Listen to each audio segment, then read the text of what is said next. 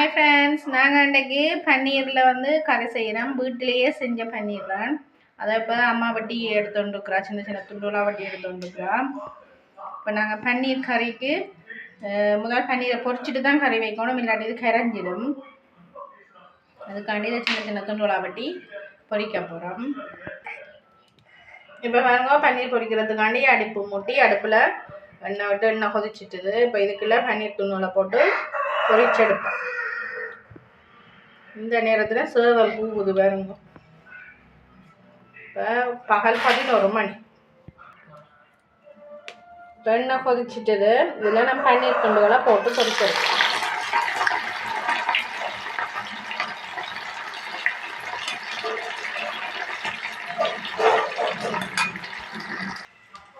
இப்போ இது இன்னும் கொஞ்சம் பொரியணும். பொரிய முன்னும் நாங்கள் அகப்பிய வச்சோம்னு சொன்னால் பன்னீர் சின்ன சின்ன துண்டுகளாக பிஞ்சிடும். அதனால் இன்னும் கொஞ்சம் பொரிய விட்டு மற்ற பக்கம் திருப்பி விடுவோம்.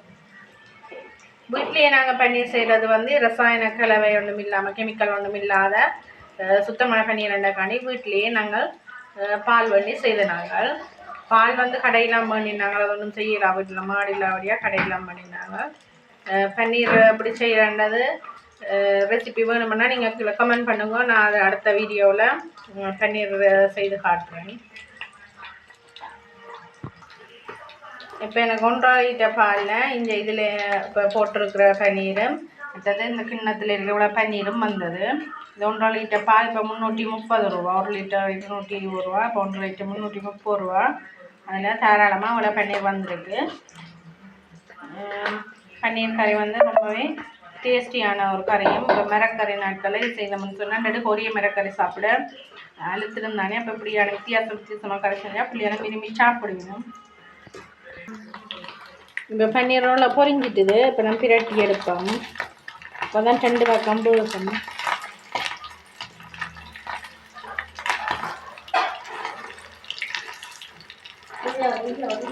பொரிஞ்சு முடிய நான் இதை சின்ன சின்ன பிரித்து எடுக்கலாம். அது பிரச்சனை இல்லை, இப்படியே சேர்ந்துருந்தாலும். இது கொஞ்சம் பொரியட்டும். இப்போ பன்னீர் பொரிஞ்சிட்டுது. இறக்கி எடுத்துகிட்டு நான் உங்களை பிரித்து எடுத்து காட்டுறேன். அப்படியே எண்ணெயை வடித்து எடுத்தோம்னு சொன்னால் எங்களுக்கு கறி எண்ணெயாக இருக்காது. அதுக்காண்டித்தான் நான் கண்ணகப்பையே எடுத்தேன். நான் பாருங்க, நான் பெருசாக சட்டியில் ஒட்டவே இல்லை. நல்லபடியாக பன்னீர் பொரிஞ்சு வந்துடும்.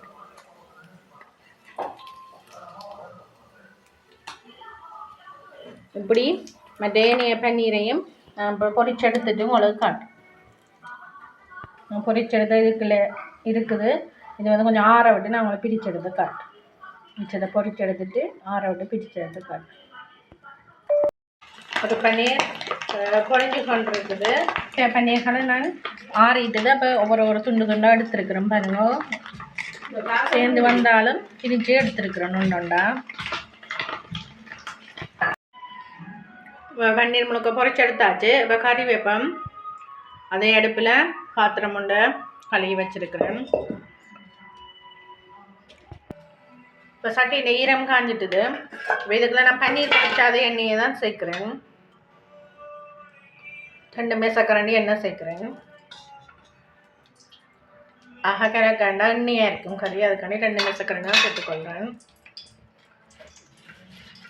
எண்ணெய் கொதிக்குது. இந்த ஸ்டேஜில் கடுகு சேர்க்குறேன்.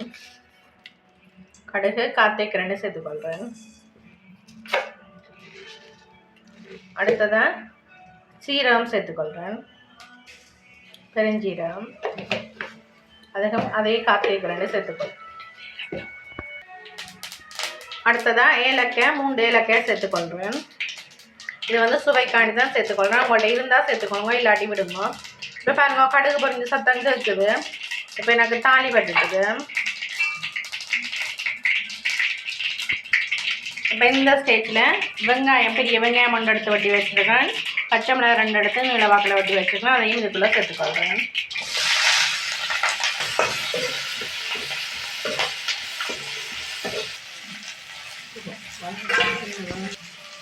இது இப்போ வதங்கிட்டு இருக்கேன். அந்த ஸ்டேஜில் உள்ளியும் இஞ்சியும் ஒரு சிரட்டையில் இடித்து வச்சுருக்கிறேன். அதையும் இதுக்குள்ளே சேர்த்து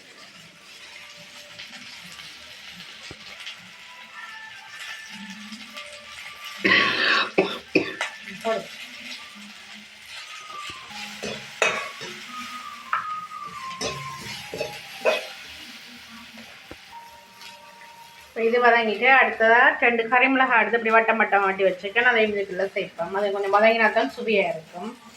அப்போ இதை இதுக்குள்ளே சேர்ப்போம்.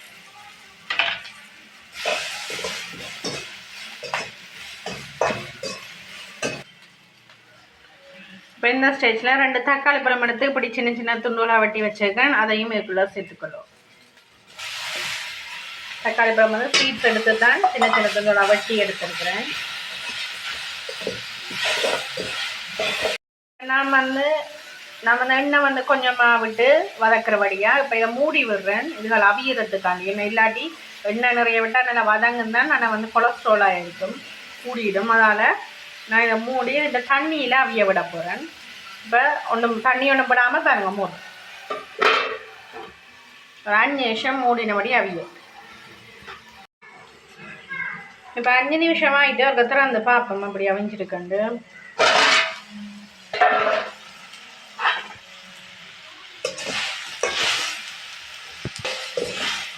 திறந்தா நல்ல வாசனையாக இருக்குது. தக்காளி பழம் அவிஞ்சு நல்ல வாசமாக்குறது. எங்களுக்கு அவிஞ்சிட்டு உங்களை பார்க்கவே தெரியுதுன்னு நினைக்கிறேன். பாருங்க. இப்போ இதுக்குள்ள நாங்கள் பன்னீரை சேர்ப்போம்.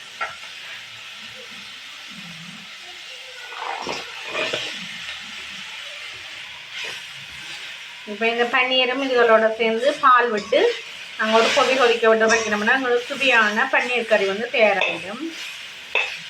இப்போ பன்னீர் இதில் மசாலாவோட சேரணும்ன்றதுக்காண்டி எல்லாரும் சேர்த்து விட்டுருக்குறோம். இது தேவையான அளவு கறித்தூள் சேர்த்துக்கொள்கிறோம். இது T&D ஃபுட் ப்ராடக்டான் வறுத்த மிளகாய் தூள். நீங்கள் தேவையான கமெண்ட் பண்ணுங்க, ஆர்டர் பார்சல் பண்ணிக்கொள்ளலாம். அடுத்து வந்து நாங்கள் இந்த உப்பு தான் பாவிக்கிறோம். நாங்கள் அந்த உப்பு தான் கல் உப்பு சேர்த்துக்கொள்கிறேன். இப்போ தேங்காய் பால்னா முதற் பால் சேர்த்து ஒரு கொதிக்க விட்டு வைக்கணும்னா எங்களுக்கு சுவையான கறி வந்து தயாராகிடும். கொஞ்சம் பிரட்டலாக வச்சா தான் டேஸ்ட்டாக இருக்கும் என்பதற்காக நிறைய பால் விடாமல் அளவாக பால் விட்டுக்கிறது. இப்போ இதெல்லாம் ஒரு இறக்கினோம்னா எங்களுக்கு சூப்பரான கறி வந்து தயாராகும்.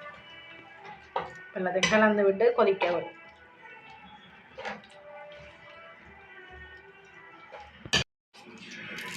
கறி கொதிக்கிறதுக்கு இடையில் நம்ம வந்து ரம்பையில் சேர்த்துக்கொள்ளணும். ரம்பையில் சேர்த்தா கறி கொஞ்சம் கொதிக்கும், நல்ல வாசனையாக இருக்கும் என்பதற்காக ரம்பையில் சேர்த்துக்கொள்கிறேன்.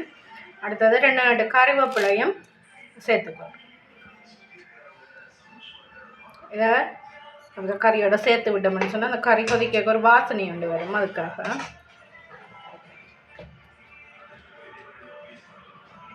கறி கொதிக்க இப்போ எனக்கு கறி வந்து நல்லா கொதிச்சிட்டுது. இப்போ நான் வெஜிடபிள் சூப் கட்டி ஒன்று போட்டு இறக்கணும்னா சூப்பரான பன்னீர் கறி வந்து தயாராகிடும். நீங்கள் நம்மளுக்கு ட்ரை பண்ணி பாருங்க, எப்படி வருதுன்றதை கமெண்ட் பண்ணுங்க, லைக் பண்ணுங்க. வீடியோ பிடிச்சிருந்தா உங்களோட நண்பர்களுக்கு ஷேர் பண்ணுங்க, சப்ஸ்கிரைப் பண்ணுங்க. தேங்க்யூ, தேங்க்ஸ் ஃபார் வாட்சிங்.